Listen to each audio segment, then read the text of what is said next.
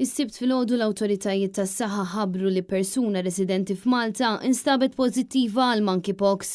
Ir-raġel Malti ta' 38 sena li rriżulta pożittiva għal monkeypox għandu sintomi ħfief u m'għandux ħtieġa li jkun ikkurat fl-isptar. Fil-fatt hu intalab jagħmel iżolament id-dar, iżda sa issa mhux magħruf kemm dan ir-raġel irid jagħmel ġranet f'iżolament. Kollox jindika li hu kien għadu kif irritorna Malta minn btala f'pajjiż fejn ġew ikkonfermati xi każijiet tal-monkeypox. L-ewwel sintomi tal-monkeypox tinkludu deni u ġieħ ta' ras u ġieħ fil-muskoli u ġieħ fid-dar, glandoli li huma fjammati, tkexkix ta' bart u ejja. Jista' jiżviluppa wkoll rax li ħafna drabi jibda fil-wiċċ imma tinfirex ma' partijiet oħra tal-ġisem. Ir-rax jinbidel u jgħaddi minn ħafna stadji sakemm fl-aħħar jifforma qoxra li taqa' wara ftit żmien. Skont l-Organizzazzjoni Dinjija tas-Saħħa ħafna drabi dawn is-sintomi jmorru weħidhom fi żmien ftit ġimgħat iżda huma fatali f'madwar 3% tal-każijiet.